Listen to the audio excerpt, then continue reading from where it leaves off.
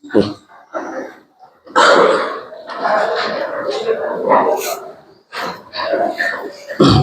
morning po sa ating lahat. Sa mapagpalang umaga sa bawat isa. Pakisabi nyo nga po sa katabi nyo, mga kapatid. Mapagpalang umaga sa bawat isa. Ayan. Sa bawat isa. Dapat sa lahat pala yun, hindi lang sa katabi. Ayan. Talagang ang pagpapala ng Panginoon, ito yung nais niya na maranasan natin. Tingnan niyo po doon sa Ezra chapter 7, kung paanong pinagpala ng lubos si Ezra. Ano po? Yung patnubay ng Diyos. Samantalang si Ezra ay isang, masabi natin, hindi masyadong kilala. Ano po? At kung matatandaan natin, nung nakaraan pong linggo, yung pong templo o yung pundasyon dun sa chapter 3 ay nailagay na. At sa sobrang kagalakan nila, sila ay nag-iiyakan, ano po, at sa kanilang iyakan ay napakalakas. Dinig sa malayong lugar, sabi nga po. Sa chapter 6, ito po ay tapos na. Natapos na po yung templo. Nasa chapter 7 na po tayo. Yung pagitan po ng chapter 6 sa chapter 7, mahabang panahon po yan. Tingnan po sa verse 1, ang sabi po dyan, makalipas ang ilang panahon lang po ang binanggit dyan, dahil hindi pa yan 1,000 years. Ano po? Ang ilang panahon sa panahon na yan, ay higit sa 10 taon. Ayan. At marahil, yung mga gumawa noon na galing po sa Babylonia na nakalaya ay mga, kung di matanda na, ay yumao na. Ayan. 3 hari, sabi nga po doon sa chapter 6, tinapos nila ito, nina Dario, Artaxerxes, at si Ciro. Ano po, yung 3 hari na ito ng Persia. Kaya marahil yung mga gumawa noon ay wala na. Finish na. Pero, ano po, yung pagpapala ng Diyos, patuloy pa rin. Yung patnubay ng Diyos, hindi po natatapos. Palaging naroon, doon sa mga lubos na sumasampalataya, nagtitiwala sa kanyang salita, at ito ay isinasagawa, at ito ay itinuturo. Ano po? Mga kapatid, ang sabi po sa ating pamagat, ayan, pagpapalang kaloob ng Diyos. Ano po ba yung pagpapalang kaloob ng Diyos? Minsan, malaking tanong po yun eh. Kasi malawak po ang ibig sabihin ng pagpapala. Kanina nga sa prayer, yung sa simula pa lang, ang sabi, nawa, ay makita pa rin na lahat ng ito ay pagpapala mo, Diyos. Kung sisiyasatin natin yung Biblia, ano ba yung sinasabi sa pagpapala? Ang usual na iniisip ng tao,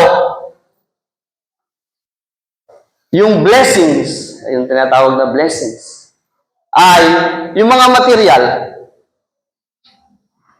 Lalo na pagdating po sa kaisipan ng sanlibutan, ang hinahanap yung mga material na bagay. At kapag maraming material na bagay, ang tingin na talaga dyan, pagpapala. Totoo po ba yun? Amen? Oh. Buti na lang, hindi na tayo ganon.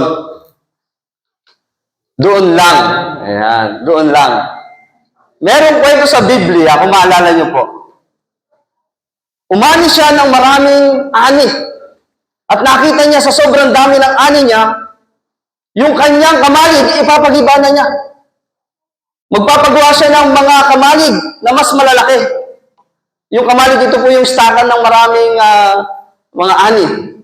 Ano po, alam naman na natin yan. Sa mga kabataan, medyo baka lumang salita na yun. Yung barn, wow. At dahil sa sobrang dami ng kanyang ani, sabi niya, kakain ako, magsasaya, iinom, wala na akong gagawin. Pero ang sabi ng Panginoon sa kanya, hangal, sa gabing ito, kukuhanin ko ang iyong buhay. Saan mapupunta ngayon ang iyong mga inimpok? Inimpok doon sa pamalig. Yung kayamanan, sasabihin niya, wala na siyang gagawin. Sabi nga, what is the profit? Ano ang kabuluhan? Kung ang buhay mo naman ay mawawala. Yan. Kung ang kaluluwa mo naman ay mapapahamak. Ano ang kabuluhan nito? Pinakita po ng Panginoon sa isang parabola na yon na hindi nakabase lang ang pagpapala niya sa mga bagay na hinahangad ng tao. Sabi nga, life is meaningless without God. Walang kabuluhan yung buhay kung wala yung Diyos. Kaya pagdating sa pagpapala, pag ito ay pagpapalang kaloob ng Diyos,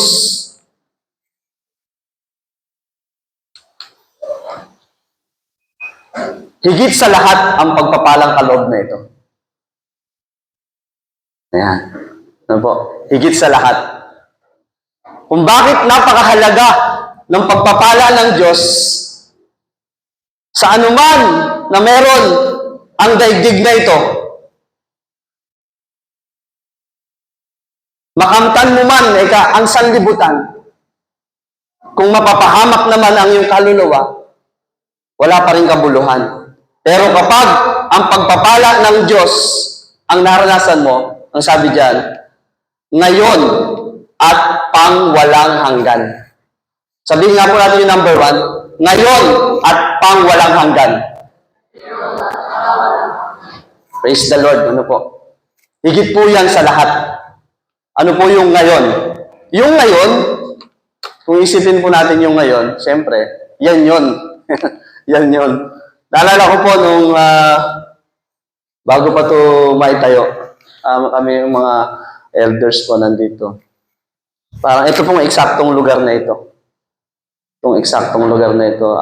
Naitayo pa lang yung pundasyon. At naubos na yata yung materialis na ipamili na isagawa na. Sabi ng ating elder na nangunguna sa pag-asikaso, wala na tayong budget. Yan. Naalala ko po sa lugar na ito mismo. At nag-pray kami na kikita natin na halos pumapatak yung luha. Yung mga pagtatayo ng mga Hudyo noon, naiyak sila kasi naalala nila yung dating templo. Pero ito, yung pasimula pa lang. Nung itatayo ito, yung pundasyon na ilagay, pero kulang na sa budget. Sabi nga ni Brother Saldi noon time yun, wala na tayong budget. Naipamili na ng materyales na ipagpagawa na. Siguro, way back 2 years ago na yun. Kasi nakadalawang anniversary na tayo dito. Ano po? 2 years ago na yun. More than pa. Kung bakit tinitignan natin yung halaga nung ginawa ng Diyos na yun. Wala na, pero eto na siya ngayon. Ano po? Para bang nung panahon na yon na alam mo sa sarili mo na kapos talaga, kulang talaga yung hawak na pera. Wala talaga, wala na, sumagad talaga. Kasi nung binili po itong lupa, that time, Bakit natin inaalala? Ano po? Ayon po kasi dito sa ating pinag-aaralan o sa mensahe, yung pagpapala na kaloob ng Diyos. Ito'y higit sa lahat. Ibig sabihin, sa ngayon, ito na po yung nararanasan natin. Lahat tayo nararanasan yung masasabing masarap na klima ng panahon. Sa labas, mainit. Dito sa loob, malamig. Malamig po ba dyan? Sa likod? Masarap po ba sa pakiramdam? Oo. Wag sa labas, ano? Yun yung pagpapala ngayon. Ano po? At yung nararanasan natin sa buhay natin ngayon, sa pamilya natin, kung paano tayo tinulungan ng Diyos, kasama yon. Ano po? Kung paano pinagpala itong lugar na ito, yung buhay natin, yung pamilya natin, kasama yon sa pinagpala ng Diyos. Amen po ba? Naranasan niyo po, amen? Praise the Lord po. Yung pagpapalang ito ng material, yung pagpapalang ito ng physical, ito po yung pagpapalang kaloob ng Diyos. Yes, yung pagpapala na walang hanggan, ito po yung mahalaga sa buhay natin ngayon. Kung matatandaan po natin, nung tayo ay hindi pa mananampalataya, tulad po ng mga Israelita, na alipin ng sariling kagustuhan. Kung bakit sila nahirapan, dahil ang sinusunod lang nila yung kanilang mga kagustuhan. Pero simula, ipinakita, doon sa mga taong nanindigan sa salita ng Diyos, kung paano sila tinulungan, sila Daniel, yung tatlo na magkakaibigan, na nanindigan na sumunod sa kalooban ng Panginoon, nakita natin doon yung pagpapala na walang hanggan. Sila ay hindi pinabayaan kahit doon sa tiyak na kamatayan. At naniniwala po ako na yung pagpapala ng kanilang pananampalataya ay natanggap din po natin.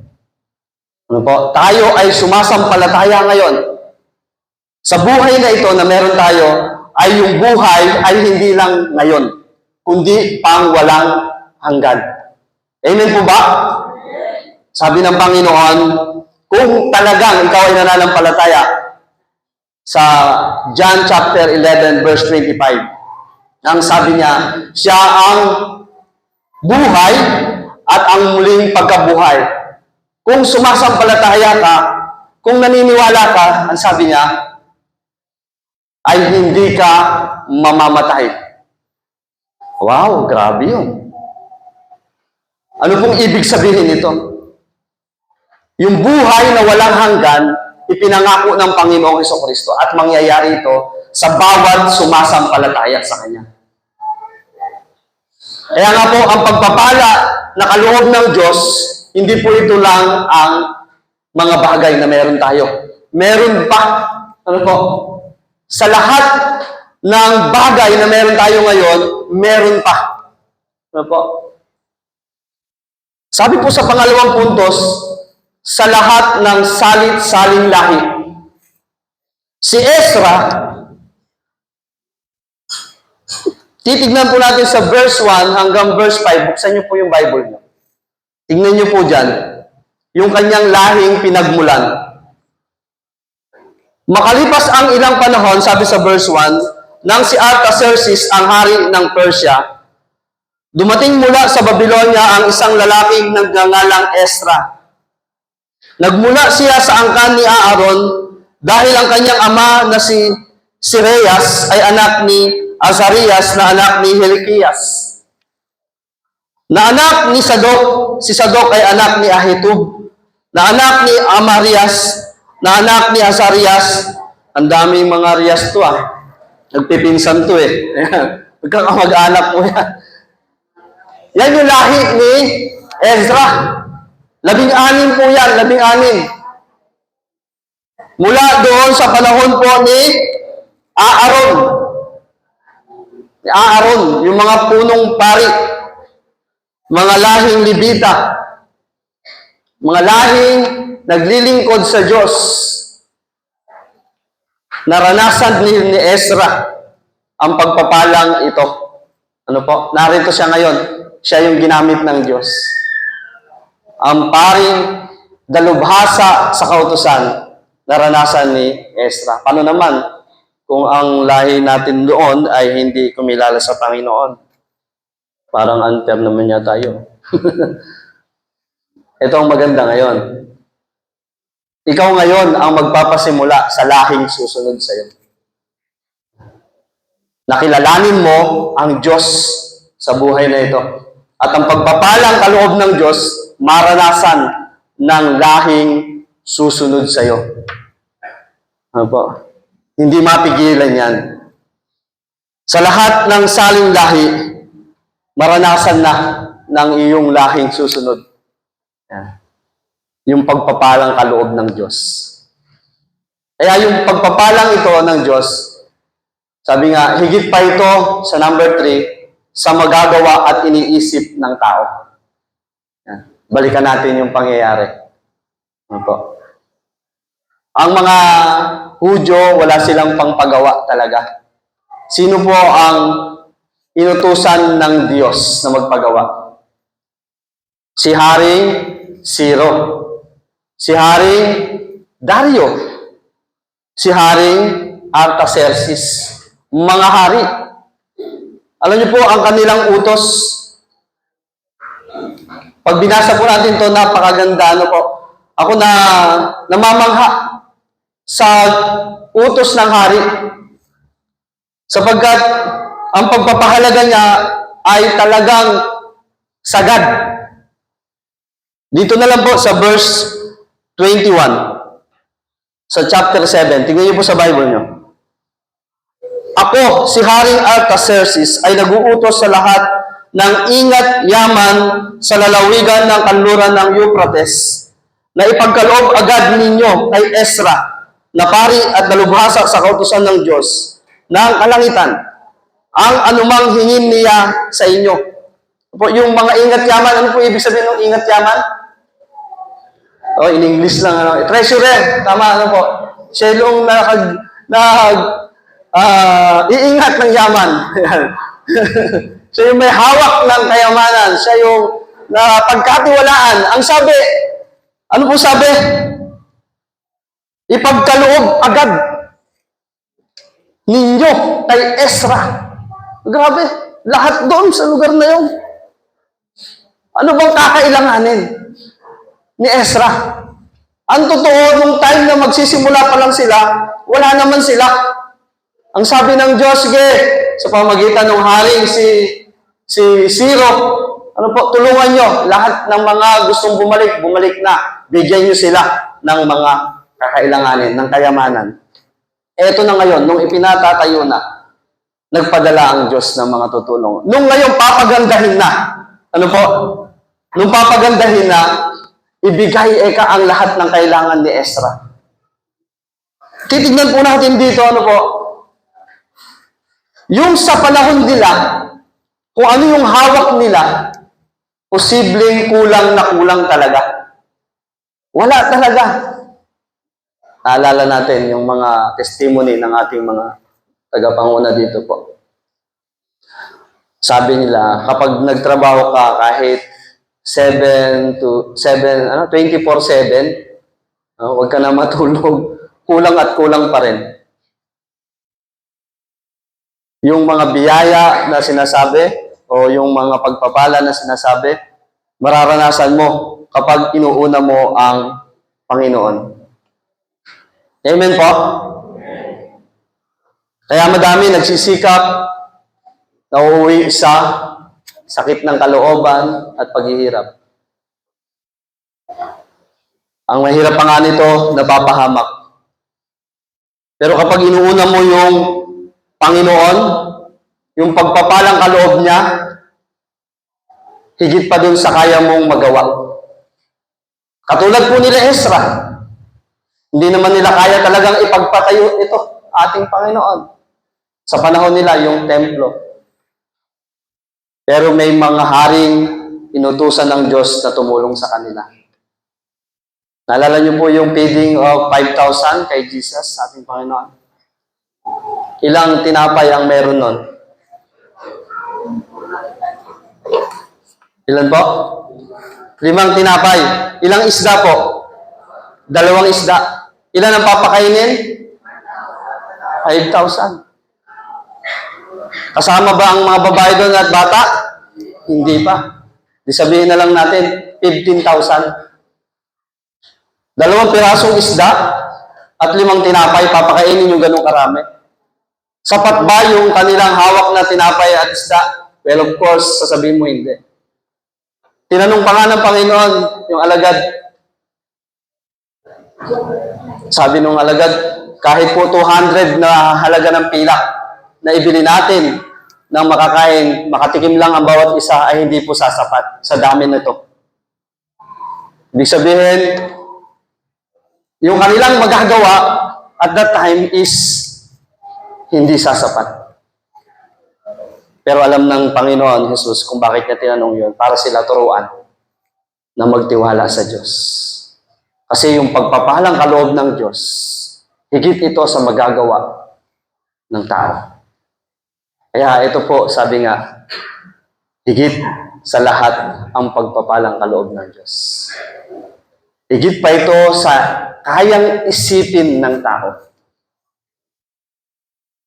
Imagine, ayan, imagine yung buhay natin nung tayo ay hindi pa katulad ni Ezra. Aba? Hindi, no? Tulad ni Ezra. Sino ba si Ezra?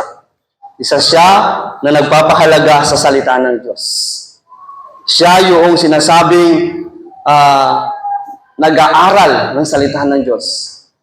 Ang isang napakaganda dyan, doon sa verse 9. So kung basahin niyo po, tingnan niyo po sa inyong Bible. Meron yata ito. Ayan, meron. Kasi magkasama na yan, 8 and 9, ano po.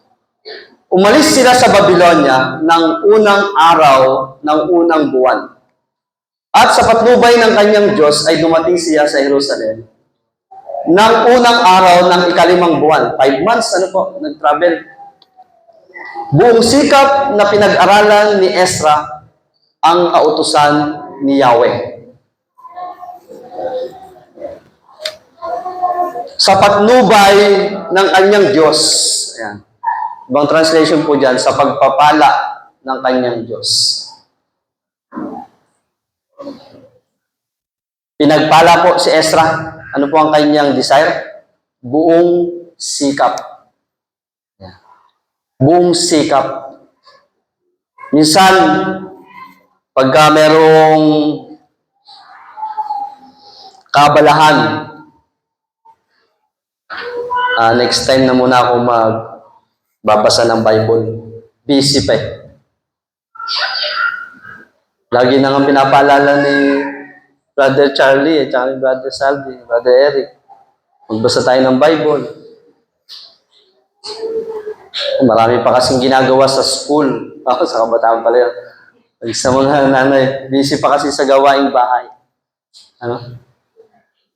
Pero pag naranasan mo yung pagpapalang kaloob ng Diyos sa buhay mo, sa araw-araw, ano po, sa pamagitan ng sabi dyan, sisikap. Pagsisikap na pag-aralan. Grabe po ano? Tayo nagsisikap sa maraming bagay. Si Ezra, pinapaalala sa atin ngayon kung paano natin papahalagahan yung salita ng Diyos. Kung sabi doon,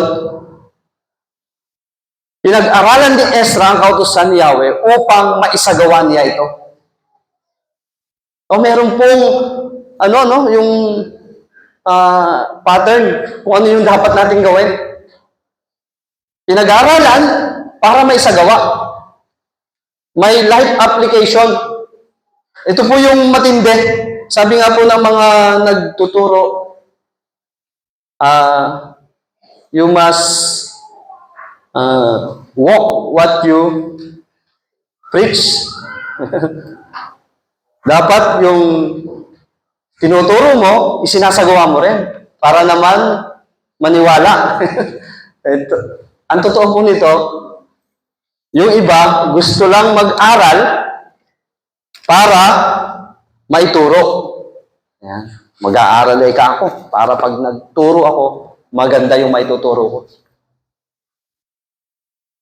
Tingnan niyo po yung aral dito. Ano po yung aral dito?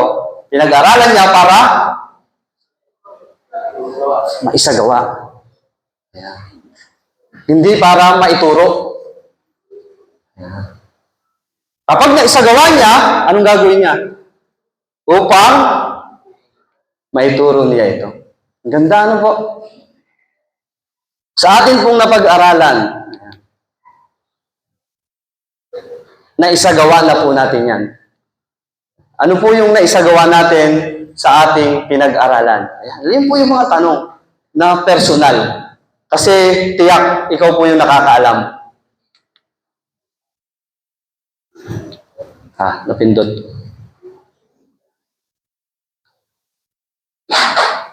Paano ba malalaman na lumalago ang isang mananampalataya? Ito po ang isang may share ko sa inyo ng sikreto. At alam nyo na rin naman, baka lang nakalimutan nyo. Alam niyo po, ang isang sikreto ay dapat may pagpapahalaga ka sa salita ng Diyos. Ang pagpapahalaga sa salita ng Diyos, ibig sabihin may oras ka sa salita ng Diyos. Araw-araw. Yan yung isang mananampalataya na lumalago. Yan, kamustahin niyo po ngayon, mga kapatid, ang inyong sarili. Lumalago na ba ako o lumago na ako? Yan. At isang paalala sa atin ngayon, ayan, pag-aralan natin yung salita ng Diyos. Para, ano po, maranasan din natin yung pagpapala nito. At maibahagi sa ating kapwa. Paano ba ibahagi sa kapwa ang pagpapalang ito? Ang sabi doon sa una nating tinignan, yung pag-aaral at pagtupad sa kanyang salita, ito yung pundasyon sa pagtuturo sa iba. So napakahalaga na ito ay pag-aralan at tuparin upang maituro mo ito sa iba. Alam niyo po yung tinuturuan natin ngayon, marahil sasabihin natin, hindi naman ako teacher. Yan. Kapag magulang ka, ang una mong tinuturuan, siyempre lahat tayo, yung sarili muna. Pero pag magulang ka, yung anak. Yung anak naman, ang tinuturuan niya, yung nanay. Yung tatay ay yung kapwa, kasama. Ano po? Yan, madalas. Sa eskwelahan, o sa trabaho, o saan mang lugar tayo napunta. Sa araw-araw, meron tayong maituturo sa kanila. Paano nila matututunan nito? Makikita nila sa buhay natin. Ano po? Sabi nga dyan, yung pagtupad sa kanyang salita. Makikita nila. Alam niyo po isa? Kapag tayo, pag araw ng linggo, hindi tayo papayag na hindi tayo dalo sa mga pagsamba. Gaya nito. Isa itong magandang patutuo sa kanila. Gaya po ng pinag-aaralan natin. Kanina, umabot po ba kayo doon? Sa number 4? Ito ay patutuo natin na huwag nating kakaligtaan ang pagdalo sa mga pagtitipon. Sapagkat ito'y patutuo na tayo ay mananampalataya at pinapahalagahan natin ang salita ng Diyos. Ano po? Ang sabi po sa Ezra 7 verse 10, buong sikap na pinag-aralan ni Ezra ang kautusan ni Yahweh upang maisagawa niya ito at upang maituro niya sa bayang Israel ang mga batas at tuntunin nito. Ano po?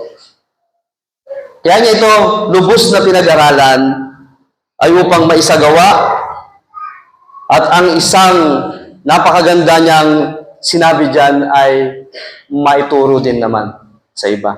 Mga kapatid, sabi nga kung tayo ay lumalago na, ito yung maganda lagi tayo makakapag-share na talaga. Kasi nakikita na yan sa ating buhay.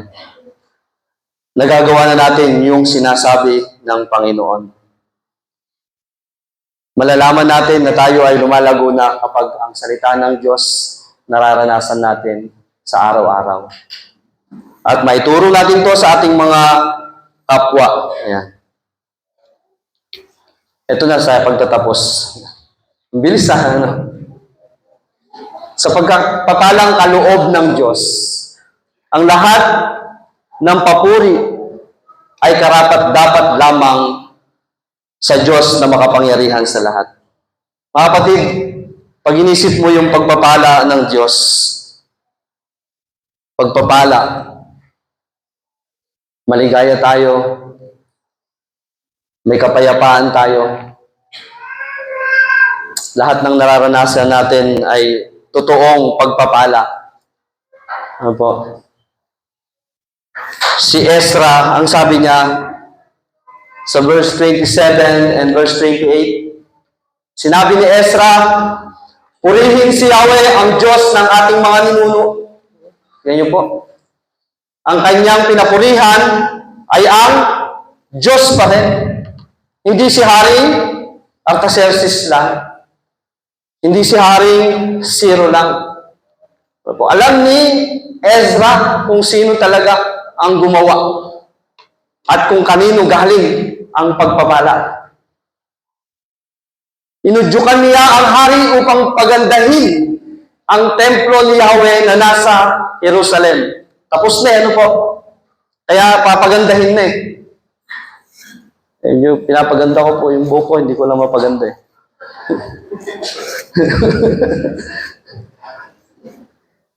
Kung saan na pupunta to Pero ano pa naman, na-handle pa. Ang sabi ng Panginoon, ano po, kay Ciro, ipagtayo mo ako ng templo. Ang sabi kay Artaxerxes, ipagandahin mo ito. Tingnan po, yung hari na makapangyarihan sa buong mundo at that time, inutusan ng Diyos. Because God is all-powerful. No? Siya yung makapangyarihan sa lahat. Sabi nga sa kanta kanina, walang imposible sa Diyos. Amen po? Sabi ni Ezra, sa tulong ng Diyos, napapayag ko ang hari. At ang kanyang mga tagapayo, pati ang lahat ng kanyang makapangyarihang pinuno. Lumakas ang aking loob sapagkat pinagnubayan ako ni Yahweh. O ang sabi niya, pinagpala ako ni Yahweh. Sapagkat pinagnubayan ako ng Diyos ng Israel upang tipunin at isama ang mga pangunahing lalaki ng Israel. Dinala niya na lahat. Yung mga pinuno, yung mga magagaling, sinama niya na lahat doon. Lahat ng kayamanan ng Persia, binigay na ni Artaxerxes sa kanila. Pagandahin niyo yung templo. Ano ba ang imposible sa Diyos? Grabe naman. Kaya minsan, pagka tayo nangangamba, natatakot, kapatid, alalahanin natin. Kapag pinagpala ka ng Diyos, pag binuksan ng Diyos sa iyo yung pagpapala, walang makapagsasara niyan. Sa Diyos, walang imposible. Sa tao, siguro, laging meron. Pero kapag meron tayong Diyos, kinikilala natin sa buhay natin, walang imposible. Patuloy nating maranasan ang pagpapalang kaloob ng Diyos. Tayo po ay manalangin. O dakila namin Diyos na lubhang makapangyarihan sa lahat.